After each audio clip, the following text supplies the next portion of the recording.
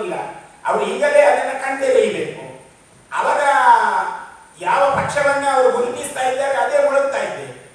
ಅದರೊಟ್ಟಿಗೆ ಇವರು ಮುಳುಗುವ ಸನ್ನಿವೇಶ ಇದೆ. ಹಾಗಾಗಿ ಅವರು ಒಮ್ಮೆ ಗಮನಿಸಿ, ಅವರು ಯಾರನ್ನ ಮದುವೆಯಾಗಿದ್ದಾರೆ, ಅವರು ಯಾರ ಜೊತೆ ಸಂಸಾರ ಮಾಡ್ತಾ ಇದ್ದಾರೆ ಎನ್ನುವುದನ್ನು ಯಾರು ಹೇಳಿಕೆ ಕೊಟ್ಟಿದ್ದಾರೆ ಕೇಸರಿಯ ಬಗ್ಗೆ.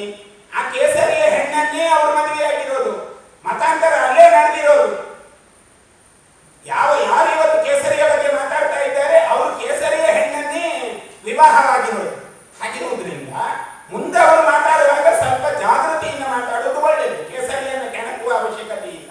ಮತ್ತು ಅವರು ಹೇಳಿದ್ದಾರೆ ಏನು, ಕೇಸರಿ ಹಾಕಿಕೊಂಡವರು ಬೇರೆ ಬೇರೆ ಪ್ರವೃತ್ತಿಗಳಲ್ಲಿದ್ದಾರೆ ಅಂತ. ಅವರು ಒಂದು ದಾಖಲೆಗಳನ್ನ ನಮಗೆ ವ್ಯಕ್ತಪಡಿಸಿ ಮುಂದೆ ನೋಡೋಣ ಮುಂದೆ ಏನು ಅಂತ. ಒಂದು ಕ್ರಿಯೆಯ ಪ್ರಕ್ರಿಯೆ ಆಗ್ತಾ ಇದೆ ವಿನಃ ಕ್ರಿಯೆ ಇಲ್ಲದೆ ಪ್ರಕ್ರಿಯೆ ಆಗ್ತಾ ಇಲ್ಲ. ನೆಗೆಟಿವ್ ಆಗಿದ್ರೆ ಸಮಸ್ಯೆ ಇಲ್ಲ. ಪಾಸಿಟಿವ್ಗೆ ಸಂಘರ್ಷ ಆದಾಗ ಮಾತ್ರ ಪಾಸಿಟಿವ್ ಕೆಣಕುವುದು. ಈಗ ತಾವು ಏನು ಅನೈತಿಕ ಗಿರಿ ಅಂತ ಈಗ ಇತ್ತೀಚೆಗೆ ಸನ್ಮಾನ್ಯ ಮುಖ್ಯಮಂತ್ರಿಗಳು ಅದರ ಬಗ್ಗೆ ಪ್ರಸ್ತಾವನೆ ಮಾಡಿದ್ದಾರೆ.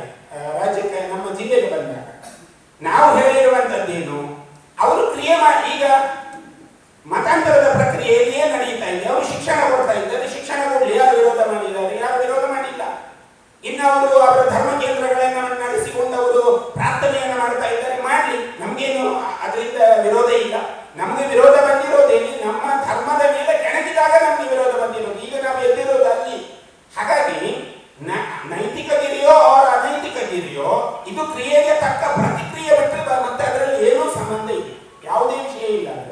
ಅವರು ಕಾನೂನಿನ ವಿರೋಧವಾಗಿ ಹೋಗಿರೋದಲ್ವೇ. ಈಗ ಯಾರು ನೈತಿಕ ಗಿರಿಯನ್ನ ಪ್ರಶ್ನೆ ಮಾಡ್ತಾರೆ ಅವರು ಕಾನೂನನ್ನ ವಿರೋಧವಾಗಿ ಹೋಗಿರೋದು. ಈಗ ನಿಮಗೆ ಮತಾಂತರದಲ್ಲಿ ಇಂತಹ ಪ್ರಕ್ರಿಯೆಗಳು ಬಂದಿದೆ, ಮತ್ತೆ ಪ್ರೀತಿ ಮತ್ತು ಪ್ರೇಮದ ನಾಟಕಗಳಲ್ಲಿ ಇಂತಹ ಪ್ರಕ್ರಿಯೆ ಬಂದಿದೆ. ಆದರೆ